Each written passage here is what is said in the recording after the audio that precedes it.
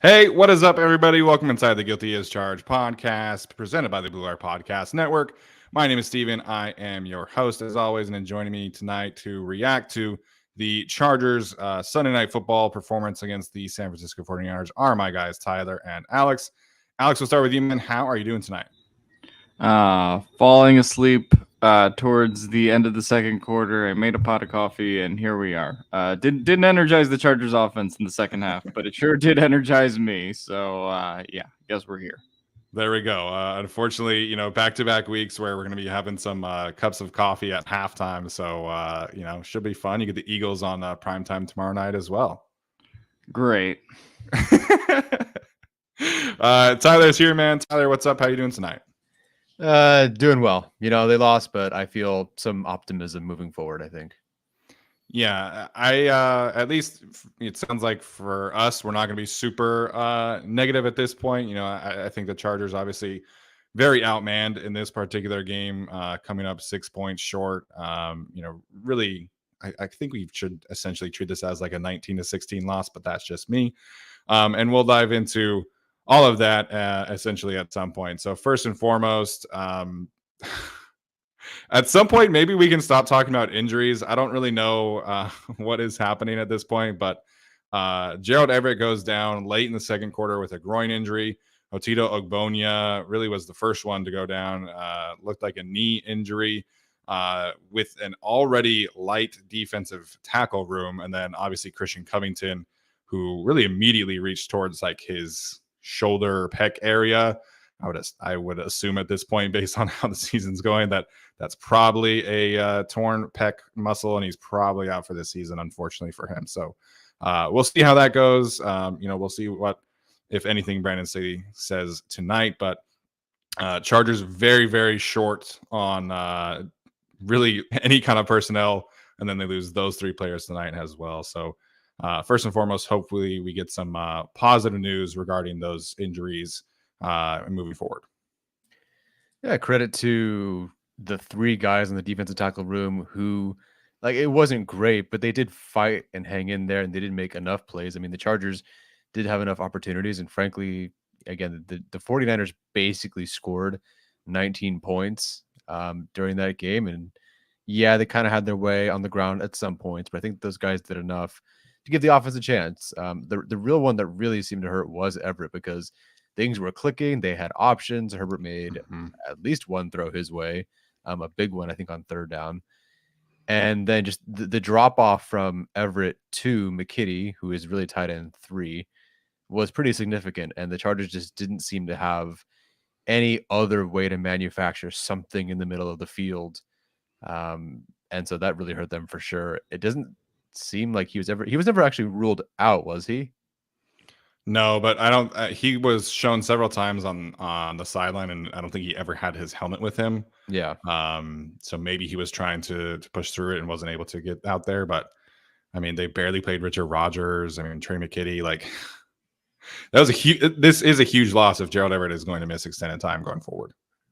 No, I would literally call Jared Cook. I'm not joking. And this is another tight end out there, but yeah, I mean,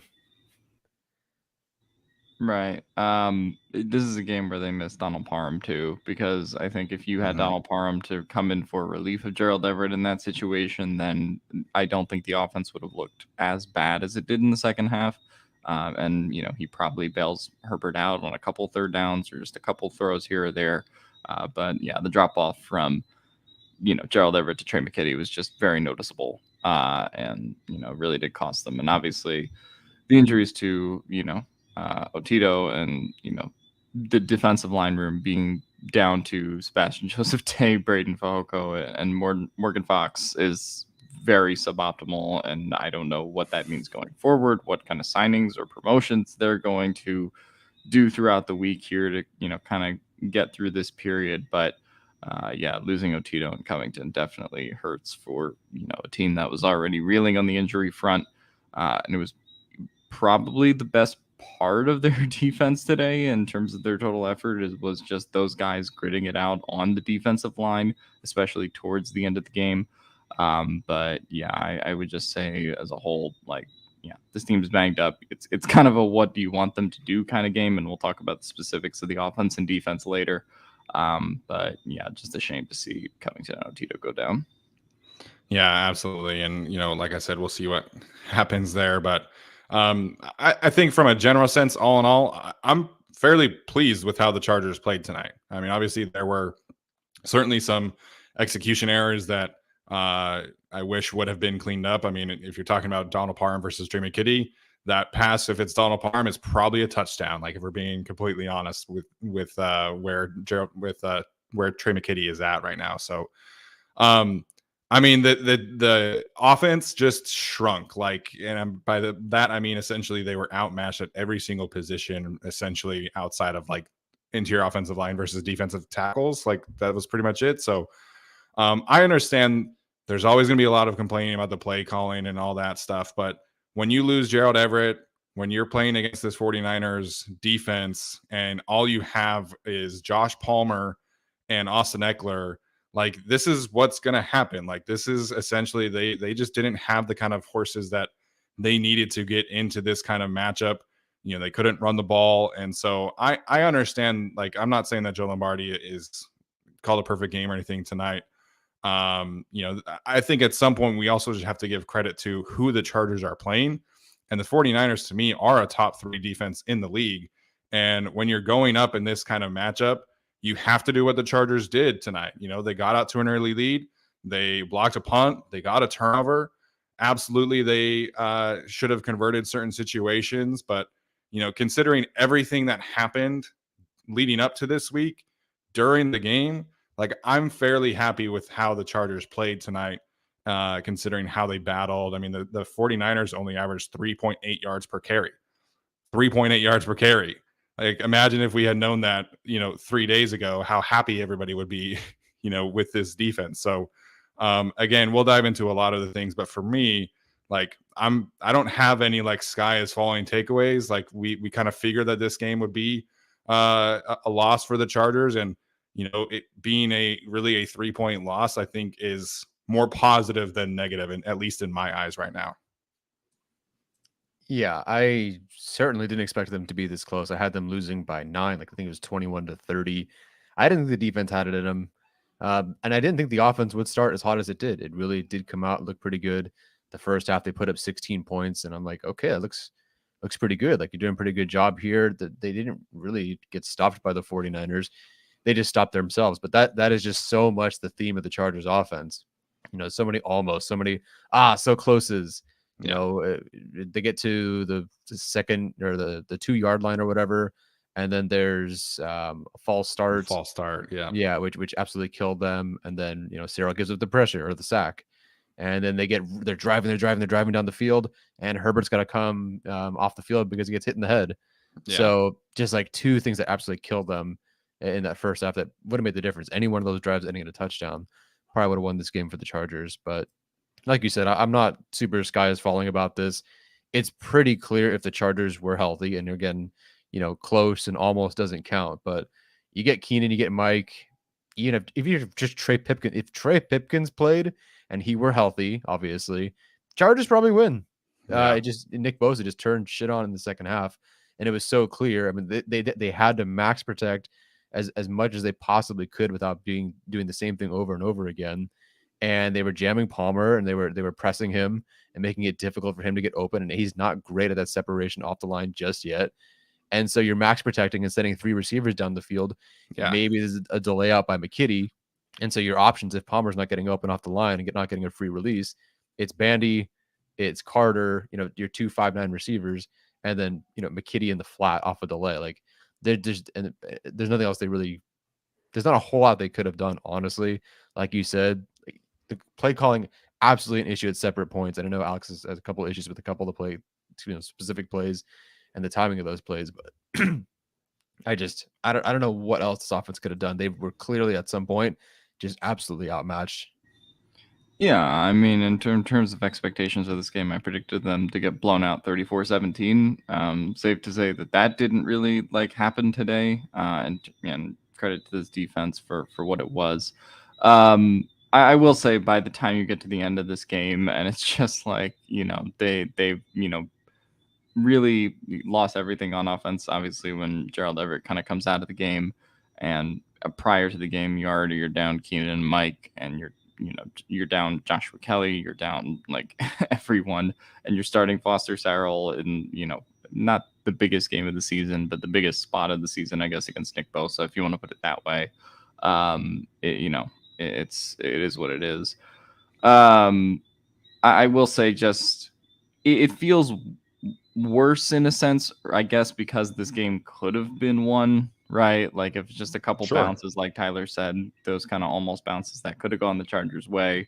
At some point, I do think the 50 yards in the second half and, just not being able to really move the ball at any point does kind of fall a little bit on the offensive play calling, especially in comparison to, some of the big chunk drives that they were getting in that first half. And it just felt like at some point, and, this is also a product of not having those guys there, but the offense felt rather predictable.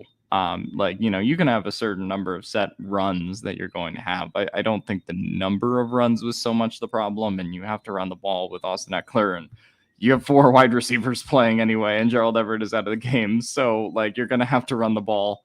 But for it to be, that one drive where they just had 3 or 4 back-to-back, first down runs, and then, that I think was a problem in terms of just the Niners kind of knowing what was coming every time. And, then we could talk about the jet sweep to Carter, which, we sort of talked a little bit about before the stream. But, that's an example of outside of the Raiders game. I don't really think that has been one of their stronger plays all year. And it's lost them yardage a few times. And so to go to that, where Nick Bosa is just right there to, kind of blow up the play, I wasn't really a fan of that one. But at some point, it just felt like the Chargers, after those drives in particular, were just kind of done in the game. And then, of course, you're asking a Joe Lombardi offense down, all the pieces that they're down to go 99 yards for the win. Here we go. Yeah. Which is just they're not going to do that. I do think obviously they played much better than any of us would have thought as a team coming together in this game, but it does feel a little bit deflating. Certainly not a fire Lombardi type game, just because of the pieces that he had there and, everything going into this game, and certainly not a sky is falling type game. But, I think we're just feeling a lot better, I guess, if the Chargers found a way to, sneak that win that they kind of had no business winning, but still could have won. Yeah, I mean, I thought from a general standpoint, I thought that the offensive game plan was fine. I don't think people really understand what you're asking this offensive line to do against the 49ers pass rush, that probably the deepest pass rush in the league, that, when they go to a NASCAR package, you're talking about 3 guys who are all over 30 pressures, all over 15% pass rush win rates. You're just not going to ask Justin Herbert to straight drop back 50 times in this game. So I thought they came out and the game plan was pretty sound. It was a lot of max protect. It was play action. It was a good balance between running and passing, and it worked in the first half.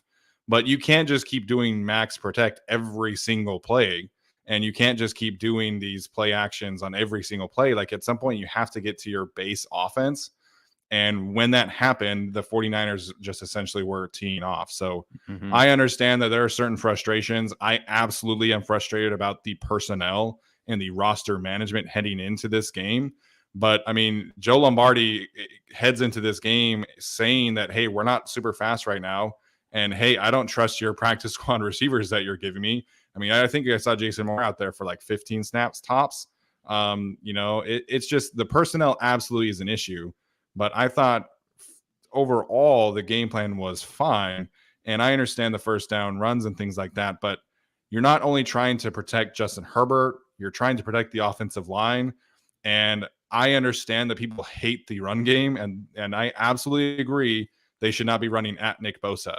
However, the run game is also a way to protect your offensive linemen and particularly your fourth string practice squad right tackle against Nick Bosa. So I'm going to push back on some play calling issues here. Absolutely am frustrated with the roster management that's going on right now. But at some point, like I said, we have to give credit to what the 49ers did to this team and how limited the Joe Lombardi was with his personnel and the ability to like call the game that he probably wanted to. So you're talking about a passing attack where you're relying on Michael Bandy and Jason Moore and DeAndre Carter to get downfield against the top secondary in the league. And what's going to happen is that you're just going to check down to Trey McKitty and Austin Eckler because you don't have any other choice. So I'm not defending Joe Lombardi. That's not my mission today. I'm just trying to give some context to like really what's happening here. You know, the Chargers just banged up in every single spot, and the 49ers are an elite defense right now. So again, I feel like the game plan was solid. Obviously, I want more points, 100%, but there is a lot of important context that people who are just asking for Joe Lombardi to be fired are missing from tonight's game. Yeah. And for me, the personnel, I guess, is a big thing for me too, because, you know, we talk about like Michael Bandy and Jason Moore, you know, like the one criticizable thing, I guess, coming out of this one is just like the Chargers have always talked about, you know, and consistently through the season, it's like, yeah, well, we don't really have enough speed. And consistently, John Hightower left on the practice squad. 100%. Joe Reed left on the practice squad. Keelan Doss inactive. So like I don't know what the Chargers are really doing here. You know, not saying that those guys changed the game. I don't think that Joe Reed and John Hightower beat the 49ers for you. But, sure, you know, I do think in terms of how much this offense has struggled in terms of getting separation, if you have one of those guys that finds a way to make a big play or just finds a way to get 10 yards here or there, right? Like it just goes a long way. And so I will say that like the most frustrating part of carrying 4 receivers going into this game and really 2 of them being playable, you know, it just makes the offense so hard, especially after Everett went down. So I'll say the planning for this game, yeah, there's not a whole lot you can do to circumvent Keenan Allen and Mike Williams not being there. But, you know, not activating the guys who should be activated in the receiver room to give you some kind of offensive burst is definitely something that I think was a problem in this one. 100% agree. 100% agree. Yeah, I don't know who inevitably makes these personnel decisions, who's active, who's up, who's whatever. I feel like if that's not Joe Lombardi, then and if he's saying they need more speed, but he's not the one elevating or, you know, deciding who's active and who's not, then he has to have some more control over who's out there, because John Hightower, I think you pointed out, Steven, Mac Hollins for the Raiders, for whatever reason, they decided to double team Mac Hollins and leave Devontae Adams one-on-one or whatever it is over the middle. Now the Raiders didn't win that game, but it just shows you on Adams' touchdown what speed can do. And so, you know, if Lombardi wants speed, get him some. If he doesn't have personnel control and he can't get Hightower on the roster for whatever reason, give it to him or something, because it's even obvious just based on the way that, I don't know, they don't have the guys right now. And huge credit to Nick Bosa as well. I forgot to mention him. At some point, like Foster Sarrell, like he just in that second half spin move, whatever it was, there was nothing. Like there was nothing that guy could do. again, they max protect. They send 3 receivers, and 2 of them are definitely not getting open. They try to go 11 personnel or whatever it is, and Cyril's getting killed, and Herbert's getting killed, and it's right side, left side.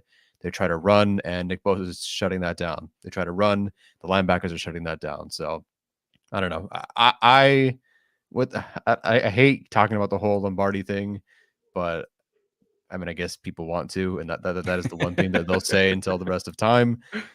I would like to justify whether he stays or goes based on how he looks when he at least has both of his $20 million receivers on the field, or at least one of them. But, you know, it certainly would be nice when his wide receiver 1 is back on the field. And if it still looks like shit and they have nothing, it's the same play calls, they can't score, all the guys are back outside of someone like Rashawn Slater, then you know what? Yeah, fuck them, fire them. But really, until then, it's just like, I don't know what they could have called. Like, hand a fan a controller, have the same offense, the same players, and crank it up to all Madden and go win the game. I don't even know if you could do that in a video game. Maybe you can. I have no idea. But I would imagine it's very difficult to be playing it against a bunch of 99 rated players when you get a bunch of 50 rated players out there. So that's my. I don't even play Madden, so I have no idea what I'm talking about.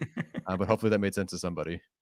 Yeah, absolutely. I'm with you. So, I mean, you're talking, like I said, I feel like I'm beating a dead horse. The Niners have a great secondary. Like, we're talking about Charvarius Ward, who's been one of the best corners in the league this year. Talona Hufanga, one of the best safeties. Jimmy Ward, one of the best slot corners.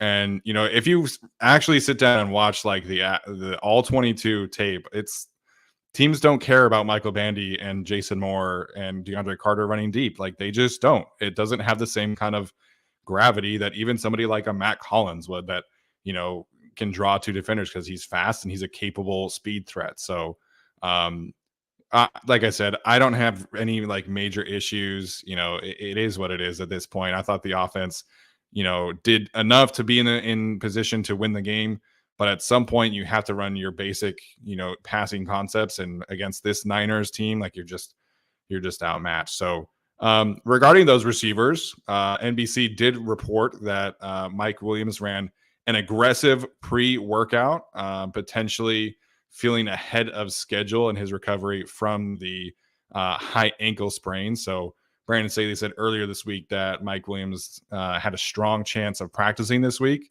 And we'll see, man. I wouldn't pass Mike Williams to play next Sunday. I hope that's the case. We've seen him recover from injuries faster than expected in the past. So, there's at least one positive injury update this week, and Mike Williams could potentially be back next week against the Chiefs. So we all know how well he likes to play against the Chiefs. Yeah. Please bubble wrap that ankle though, because we've been running our wide receivers back to practice too fast recently. So if you could just stay in bubble wrap for a couple more days, and maybe you could play against the Chiefs, that'd be great. Yeah. They're like, he aggressively conditioned, and then they show a video of him just like kind of rolling on his back. I know. Sitting up, rolling on his back, sitting up. It's like, oh yeah, aggressive conditioning for sure. Absolutely. All right. I do want to talk about this defense because I thought, obviously there were some certain plays that, I think the defense agrees that they wish they would have back. But for the most part, like I said, I mean, you hold this Niners rushing attack to 157 yards, which is a big total, right? But it's 41 carries, 3.8 yards per carry. Obviously that yards per carry probably brought down a little bit by the quarterback sneaks, but Christian McCaffrey only had 38 yards on the ground, averaged 2.7 yards per carry. Chargers lose 2 defensive tackles back to back. And so all things considered, man, I thought the Chargers defense played really, really well tonight. We got Khalil Mack back in some pressures. We got, Derwin James had some great tackles. Brain Fehoko had some good run stops. Shout out to Mr. Fehoko taking advantage of his opportunities. And even Jeremiah Atauchu, man, had a couple good plays himself. So, like I said, it wasn't a perfect effort. It wasn't a perfect performance, but the Chargers defense showed up in a bigger way than I was expecting today. And, I thought they gave the Chargers a really good chance to win tonight. I was certainly surprised at the lack of Shanahan outside zone. It felt like just a lot of everything. A lot of inside stuff. Yeah, I know. And sure, whatever. But no, seriously, huge credit to them. I don't know, play to play how it looked, but overall, just off the top of my head, shout out to Kenneth Murray for appearing and looking like he was doing positive things. He had 2 tackles for loss. It looked like he was reading things just a bit better this game. Yeah. It probably helps when you're facing Jimmy Garoppolo, and you know they're probably going to run the hell out of the ball. But whatever it was, I'll take it. Like it looked like something positive. After looking like pretty lost against the Falcons, it seemed like he was much more clear this game. Oh, I'm just going to keep coughing this entire podcast. Somebody else. Go ahead, Alex. Yeah, no, I mean, I think Kenneth Murray definitely rebounded a little bit in the second half where he just had a couple pretty big stops. Obviously still some missed tackles, not by any means like a perfect game from him. But if you're looking for a bounce back game, from how he has been playing recently, I thought that was it. Obviously can't talk about like how great the defense was this game without talking about Khalil Mack, getting the sack on Garoppolo and then just like forcing Mike McGlinchey, 50 feet backwards the next play and pressuring Garoppolo again. That was, kind of an awesome sequence there. And this felt like the real first game, I guess, in this time that Bosa's been out, that he's really taken over and had an impact on the game, himself in that kind of way. So really like the effort from him. Defensive line as a whole did as best as they can given the circumstances. I will say that I am surprised that the Chargers tried kind of mixing it up a couple times at edge instead of like the Kyle Van Noy stuff that they were doing. Had a few different options there. I am a little bit surprised, like Tyler said, that Kyle Shanahan didn't just go, oh well, outside zoned, and like just do that for a long time. Sort of feels like an unforced error, but I'll take it considering how well Atlanta ran against that side and how well Cleveland previously ran against that side. So yeah, that part of it was interesting to me, but aside from that, yeah, it was overall a pretty good effort from the defense as a whole. Yeah, it's certainly encouraging. I mean, you're playing the Chiefs next week. Am I going to pick the Chargers to beat the Chiefs? No, I said I wouldn't, and I don't feel like I would even after this performance. But you at least do feel better. Like they're not going to, get run out of the building at SoFi.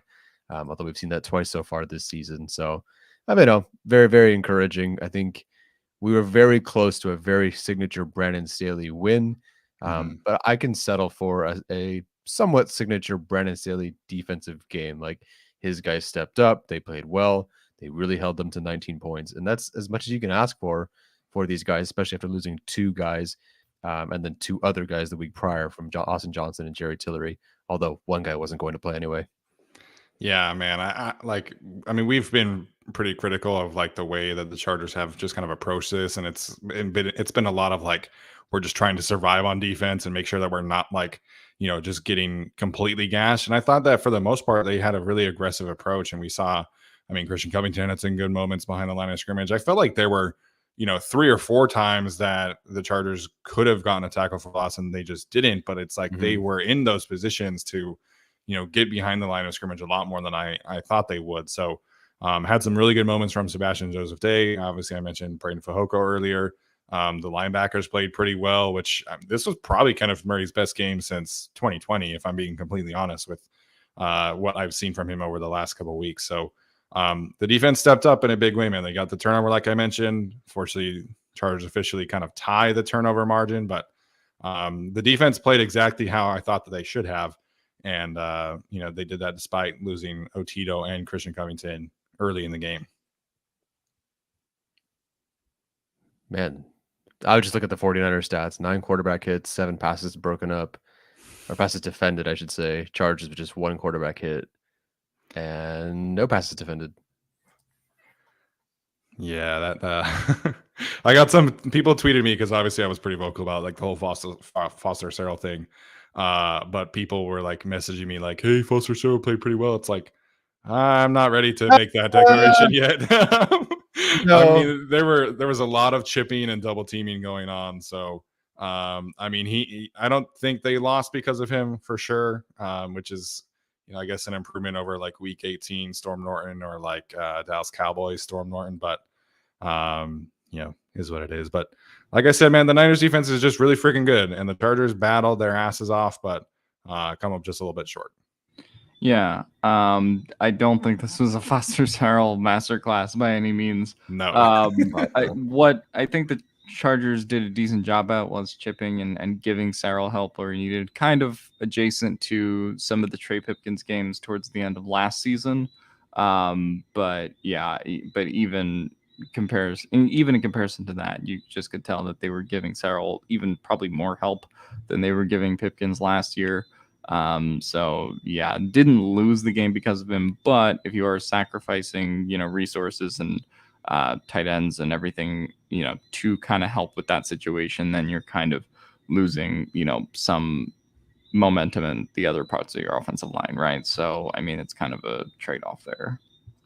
Yeah, Yeah. I'm willing to bet that the offensive output, and I guess only 16 points in the first half. We look at the yards, look at what they were able to do in the first half. I'm positive there's a relationship between how Sarah did in the first half and obviously Nick Bosa versus the second half. It just seemed like they were surviving and getting it done with chips or whatever. He was holding up okay in the first half.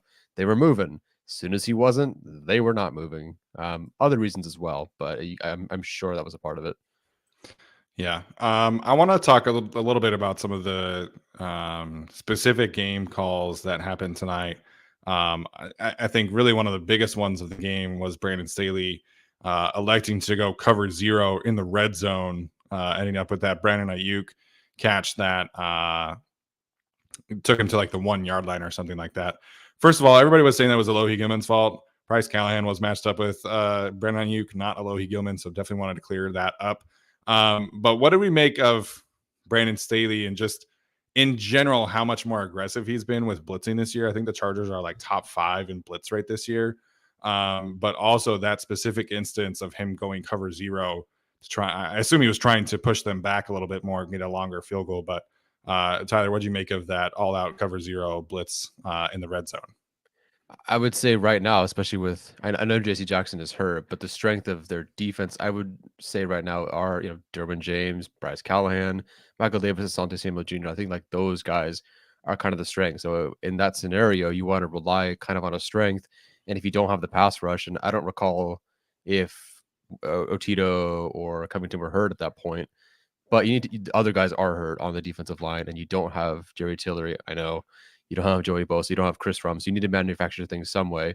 And they've won some games because of the way Brandon Staley has sort of gambled. Cover 0 is a bit rough, and obviously didn't pay off. But I understand the gamble, and I understand them trusting that one of their guys would make it work. They did not, but I understand why they went for it, and I don't have a huge problem with it. Yeah, I don't have a problem with it either. I mean, by even when they did score a touchdown on that drive, the Chargers, because of the missed PAT, were only down 3, right? I mean, and even if they had been down 4 and needed a touchdown, like it should have been an expectation that, okay, well, you have multiple opportunities or multiple drives to try to go get it.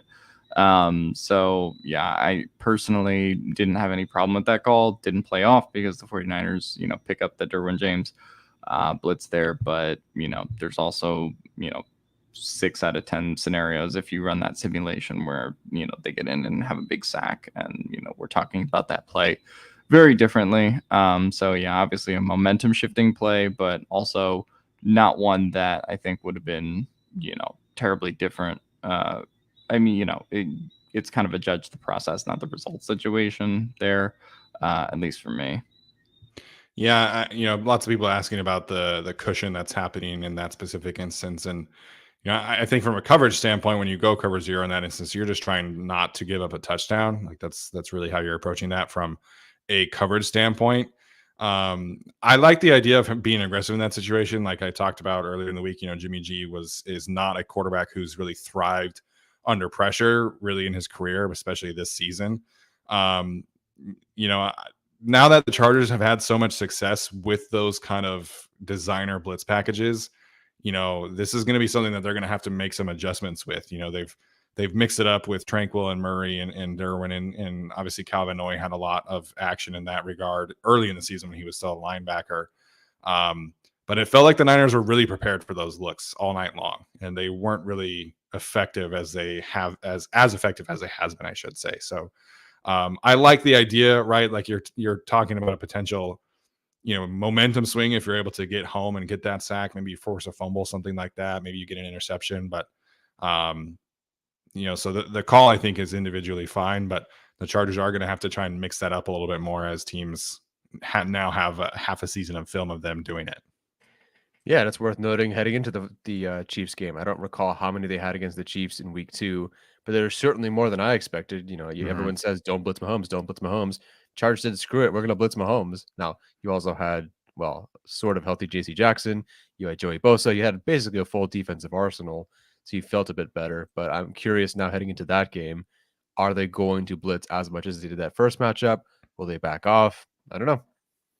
Yeah, it'll be an interesting calculus there, because now you could argue that there's more of a reason to blitz with all the bodies and that they're missing, and there's more of a need to manufacture pressure on second downs, long third downs. So we'll see what they do.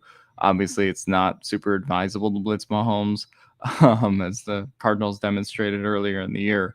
But, at some point, the Chargers just have to get some kind of pass rush pressure consistently on him. And if they sort of feel the game out early and they're not able to do that, then I still would expect Brandon Staley to kind of use those designer blitzes later on in the game. Yeah, man, this Chargers pass rush, Morgan Fox hasn't had a really good game in a few weeks.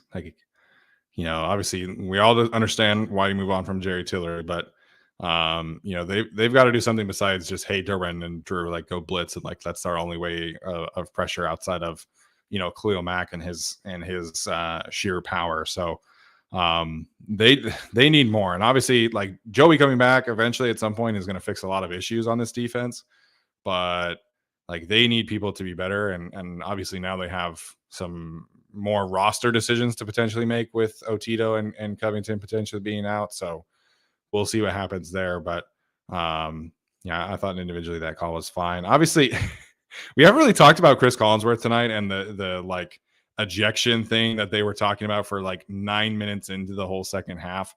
I guess first of all, I was initially mad that they made Justin Herbert leave the game, but at the same time, obviously I don't want that to be to a situation where he does have the symptoms and he has to try and play through that and things like that. So I understand the rule now. I think it is, probably a better thing in the long haul. But obviously a lot of people were upset about the ejection from the 49ers linebacker. And, the broadcast was talking about it for 25 minutes after the second half started. Yeah, I don't think Greenlaw should have been ejected. I thought that was a pretty bang play situation, and I don't think he really intentionally headhunted Herbert there, but obviously ended up hitting him in the head, and got the result from that play in a league that is trying to be, in terms of the rule making, at least a little bit more aggressive in terms of trying to deal with potential concussions. But yeah, obviously Herbert being knocked out for that drive obviously kind of killed it. Chase Daniel coming in was not put in a good spot there. Yeah, I don't know if the ejection warranted 30 minutes of commentary as the game was going on in the second half, and everyone as demonstrated by my username tonight, that's how I feel about Chris Collinsworth, because he stinks as a commentator and has always reeked for years. But aside from that, I thought that the ejection conversation was kind of overstated. Don't think Dre Greenlaw really intentionally laid that kind of hit on Justin Herbert, but also don't think he really should have been ejected either. Yeah, I get both. A flag was definitely obvious there. I'm thankful that Herbert, obviously, I guess we'll see with the concussion, because we've had some surprises later on in the week where guys did also end up on concussion protocol. Heading to the Chiefs, that would not be great, especially after Chase Daniel's 3 fantastic plays today. I'm honestly surprised that they ejected him, because Herbert never even gets a call, let alone has someone ejected because they hit him. So the idea that they would give him the penalty and eject that player was a surprise, because Herbert is, he doesn't get those calls. That said, when you twist his neck backwards and he has to leave the game to enter concussion protocol, I suppose that's part of the discussion that goes into it. But still, a little bit of a surprise there. Yeah. I'll also say like Chris Collinsworth, man, like he just says stuff that like demonstrates I don't think he's really watched a lot of the Chargers. Where he's just like when Otito went down, he's just like, oh, Otito Ogbonya, one of the Chargers' young stars. I'm like, what? Like he just said that, and I don't know. He had a bunch of things throughout the game that made me think he hasn't watched a whole lot of Chargers football this year. Not that the Chargers have been on. This is their first Sunday Night Football game, right? They only played the Thursday nighter versus the Chiefs before. Yeah. So Monday night against yeah. the Broncos. Yep. Oh yeah, on Monday night against the Broncos as well. So yeah, I'm not terribly surprised, but also yeah. We get to hear Chris Collinsworth 2 more times this. Oh, awesome! Yeah, I think I didn't. First of all, I didn't know that in the NFL you could eject somebody unless it was like truly egregious like that. Yeah, I didn't know that they made it like the college rule. I don't know when that happened. I guess I would want to look that up, but yeah. Yeah, no, I didn't know that you could eject on that. Absolutely a penalty. I was the rules analyst that NBC has was like, I didn't think that was forcible contact to the helmet. I'm like, what are we watching? Like, did we watch the same play? That absolutely was unnecessary contact to the helmet. So ejection, I didn't know, but Chris Collinsworth, I was laughing too because there was that time where Kenneth Murray had a great play. Again, Murray was really good tonight. This is probably his best game of the season. But then he was like, that's why he was drafted in the first round. I'm like, all right, Chris Collinsworth, like let's calm down a little bit. Yeah, he was like, I think he thought that Storm Norton started the year as well. It was like, Sarah was playing a bit better than Storm Norton to start the year. I was like, I mean, I guess you're not wrong, but also it's been Pipkins, so I don't know. Yeah. I will say my biggest play calling complaint was the way that they handled that Chase Daniel situation.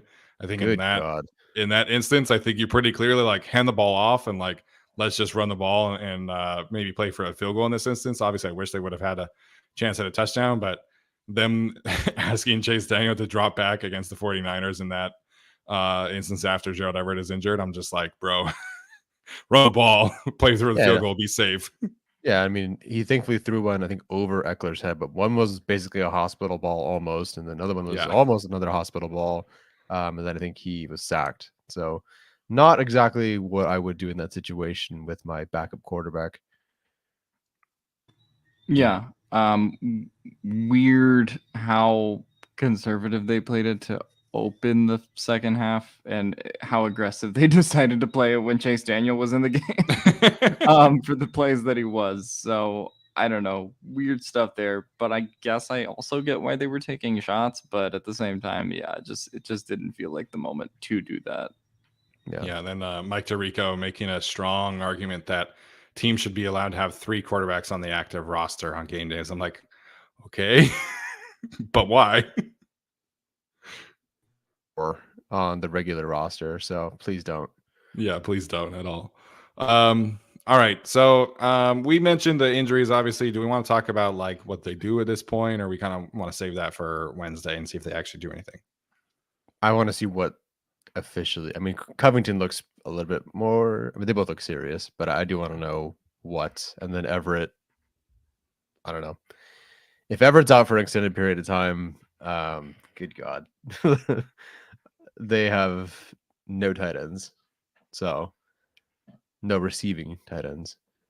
I do want to go through some super chats real quick because we have about like 7 of them. Okay, yeah, just real quick. Not that we've covered some of these topics, but jet sweep was a fireable offense. Changed my mind.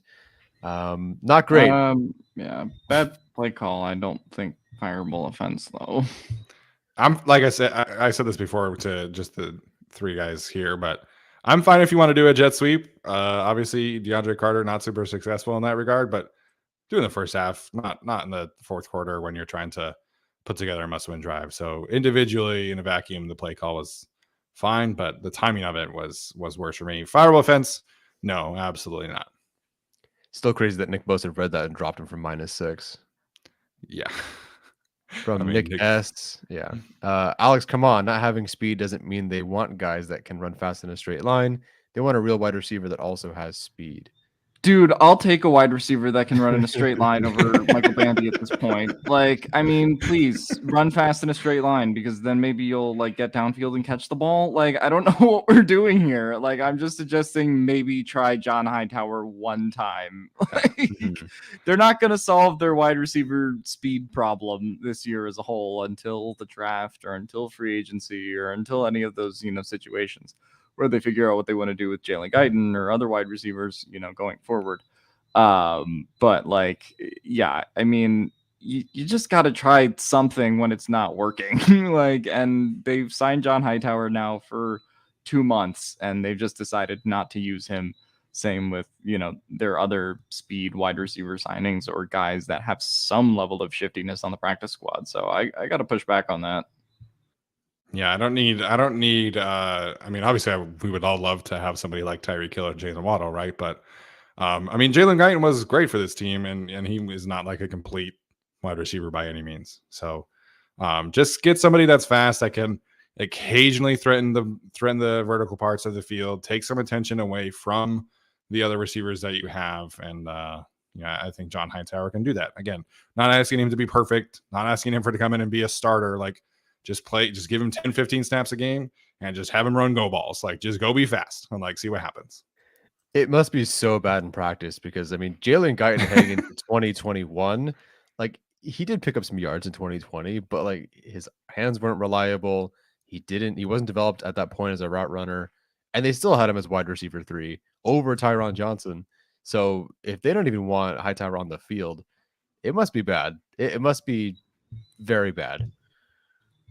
I don't know what to say about personnel stuff. Like, yeah, I'd like to assume it's bad for the sake of the coaching staff, but I don't know because they've made questionable decisions when it comes to practice squad elevations all year. So at the same time, I don't know. I mean, yeah, again, it's not like the end of the world or something that would have had them saving this game or saving this game if they played John Hightower. But at some point, even if you just say, oh, it's a bunch of drops and a bunch of this and a bunch of that, like.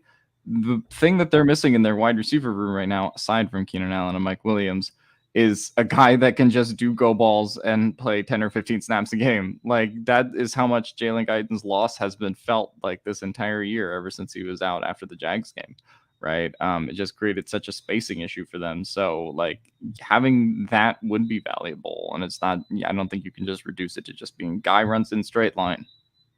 Yeah, and I think even playing Keelan Doss or Jason Moore on the outside would frankly help. Like we all advocated for Michael Bandy to be on this roster, but you're asking him to be your Z receiver and take on Charvarius Ward one-on-one. Like, it's just you're not helping Michael Bandy become a better NFL player by asking him to be an outside receiver against legitimate top tier corners in the NFL. So at least the other guys are like bigger and can get downfield a little bit more. So I think they do need to mix some things up. Obviously, we'll see what happens when Mike Williams comes back. Maybe Keenan Allen comes back at some point. That was a nervous laugh, but we'll see what happens there. So you want to get to the next one here, Tyler? Sure. Christian Hernandez says wide receivers will get 0 separation next week. Depends who's out there, but I trust Josh Palmer next week. Like, Palmer he certainly had some opportunities tonight. There were a couple times where obviously the pass rush dictated, an incomplete pass from Justin Herbert targeting him, but we'll see. It sounds like Mike Williams is going to try and play next week, and we'll see what happens with Keenan. Day to day for 4 months. It's great. I have no idea what this is referring to from Frankie Sanchez. I think this has to be a Niners fan or something. Like, I thanks for the super chat, but I mean, if you have wet dreams about Mac Jones and Jimmy G at quarterback, I think you need to reevaluate the way you watch football. I think you need to have a lot. Oh, that sounded like a good roast too. It was great. When he comes back, we'll just laugh. I can hear his fan though, or the birds. I mean, birds. Anyway, skip. All right. Oh, he's gone. Shoot. Wow. All right, you want to get to the next one, or is there another one? I believe that was it, unless I missed it. I apologize if I did. But I saw your mom did a super sticker, so shout out, Mama Sharon, as always. Thanks, Mom. All right, looks like Alex is back. Alex, I'm really sorry we missed your roast, man. Yeah, well, moments passed, much like this game, so not even gonna get into it. All right, let's get to our weekly segment of studs and duds here, and then we'll wrap it up. Okay, no, fuck that. Hold on, before we get to this, this has just continued to go with the fan thing. I've specifically turned the fan off. I turned my camera off earlier in this episode to turn the fan off. It's off, as you can see on the wall right here. And the birds are still chirping. I don't know if you can hear them. So, you know what? This is the last time I'm addressing it. I read your YouTube comments every week. Every time I come into school, it just deflates me. So, if you could just shut the fuck up for once. So it's your fan. Yeah, that's the conclusion. That's the conclusion. Yeah, no, I even at this point respond. I think at some point I will get to every human being on Earth trying to respond to them. But every 3 weeks, it's like, or every week, there's 3 people. It's like, tell him to turn off his fan or whatever. And I'm like, it's birds. And they're like, no, it's not. Now, full disclosure, I've never seen these birds. So I'm just saying, I don't actually know that they exist. I'm just choosing to believe that they're real. I will say that I know LDE. I made the mistake while you were frozen and said that we could hear the noise, and I see all the comments and see that it's a fan, and so I mistakenly called it a fan, but I did correct myself. So I know that LDE was joking around, but I understand the point for sure. Now everybody asking for me to just see the pumpkin pie. I did the pumpkin pie. Now everybody's gonna ask Alex to like go wrangle a bird down and like have him bring it in his house and show it. God. All right, let's get the duds and duds. I'm done. Oh man, it's a late night for Alex right now. It's 1:30 a.m. for Alex. So here's what it is. All right, let's get to some studs and duds. Tyler, we'll do one stud each, and then we'll do one dud each. So don't do both at the same time this time. That was my mistake last week. But Tyler, who's your stud of the week or stud of the day, I guess? Ooh, Brandon Staley. I will say that while they did not win, its defense performed a whole heck of a lot better than I certainly expected. And I mean, they didn't play as well last week. Today felt like they did get a bit lucky. There was that drop touchdown. There even was a missed PAT in there, but I felt like Brandon Staley's defense actually showed up today far more than I ever would have expected heading into this game. And with the offense not really helping them out all that much. Wasn't pretty, wasn't perfect, but I've given him a lot of flack all year. And this felt like, again, not a signature win, but certainly a kind of a signature performance because defense played well and they were undermanned. The 49ers. Oh, shoot. Uh-oh. Hold up. So credit to Brandon Staley. Did you do that on accident? Am I by myself? No, you left for a second. I wasn't the only one who saw that, right? You left for a second in the middle of your speech. We caught like 85% of it, though. It's all good. It's all good. Alex, who's your stud of the night? I'll go stud Khalil Mack. I think he's deserving of it for this game. We were sort of waiting for that one signature Khalil Mack game. He had it against the Raiders, obviously, but that was at a time where the team obviously had Bosa, was in a different direction. And so, I think for what he did this game, it was just really, really praiseworthy. And, hopefully he can continue it in these next, let's say, 2 or 3 weeks that they don't have Bosa. That was the greatest speech I've ever given. And I can't give it again. When Forrest Gump gives a speech and they unplug him, that was me just now. That's all I have to say about that. Yeah, no, absolutely. Alex, I think picking Khalil Mack is probably where I would have gone as well. I thought that he, was consistently showing up in the run game. I mean, this was not necessarily a completely dominant pass rush performance or anything like that, but we needed to see him show up in a big way, and he made several key plays throughout. So I think that's a good call. I think for me, I've been pretty hard on him throughout the season. I thought that, I've been advocating for Troy Reader for quite some time. So I think it's only fair that I give a stud of the night to Kenneth Murray. Kenneth Murray gets 2 tackles for loss. Obviously leaves the game with an injury and then comes back in.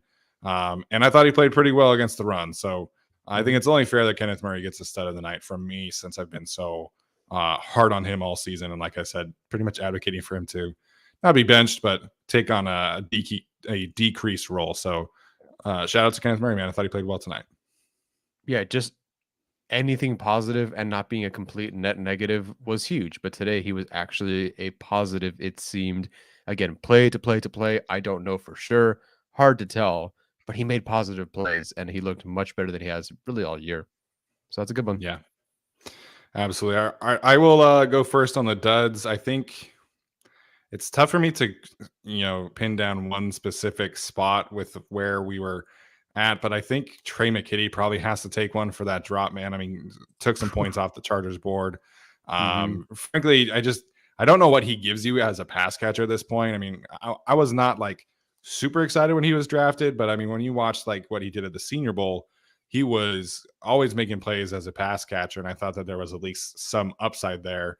But we just haven't really seen any of that come to fruition outside of like flat routes. And he gets these opportunities every now and then to make some plays down the field, and he'll drop, or he'll just be, I don't know, like he's just kind of a dud for the season, unfortunately. But tonight I felt like he really just did not do enough in the passing game to be called anything less than a dud, in my opinion.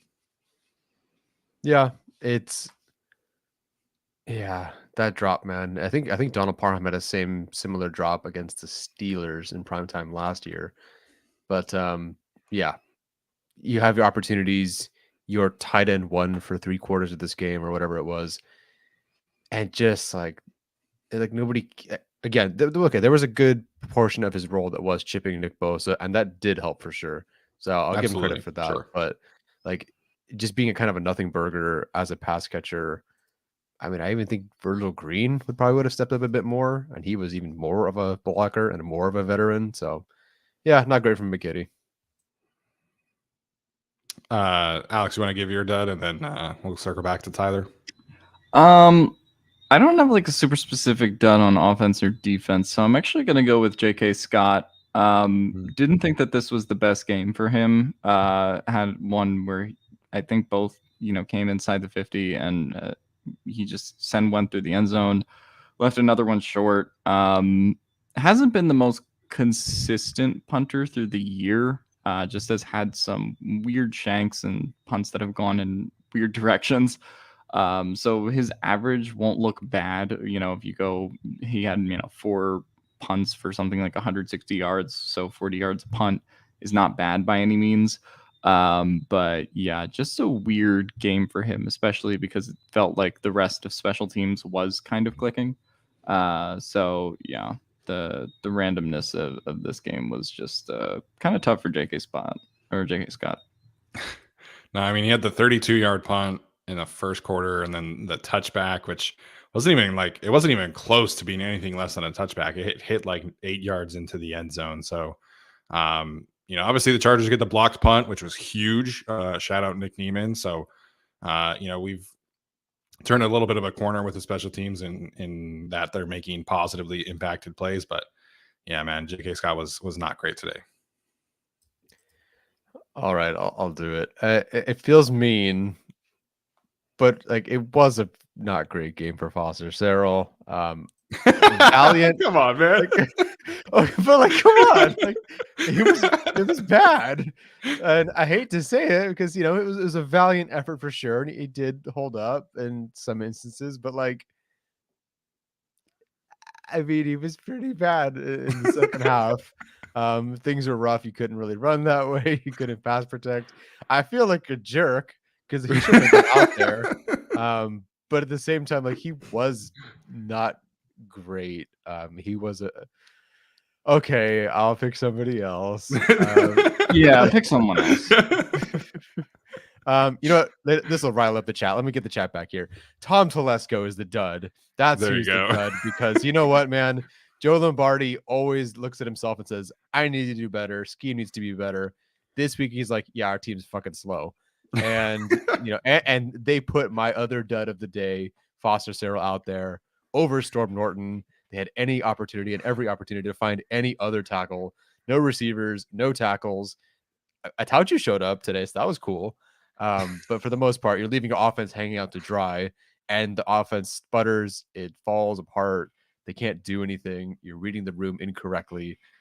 So Tom Telesco, you're the dud.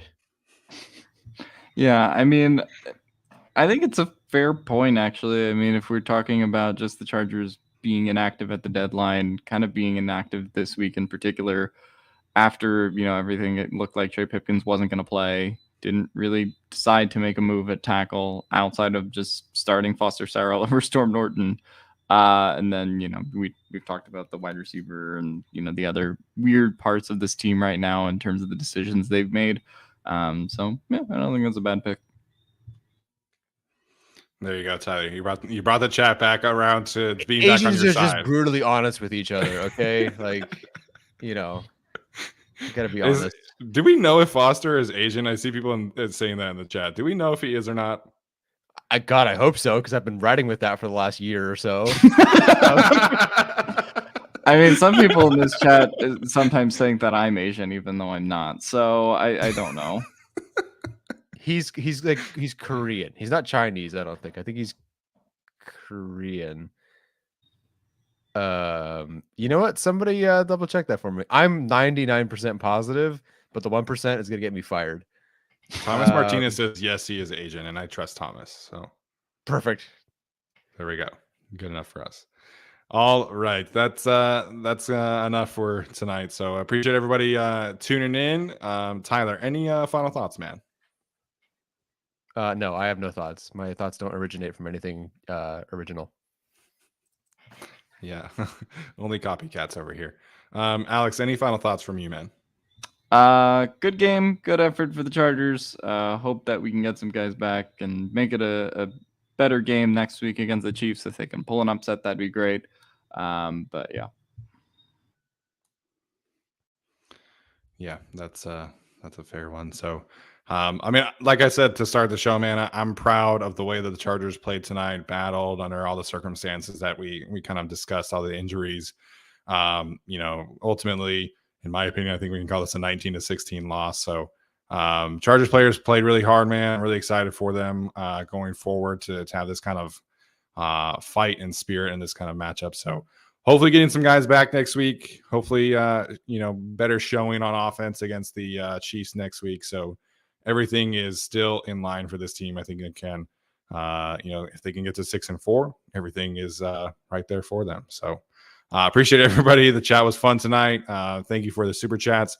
As always, make sure and like, subscribe, turn the notifications on, all that good stuff. If you're listening to the audio version, please leave a rating or review. So that's going to do it for us tonight. Appreciate everybody. We'll see you soon.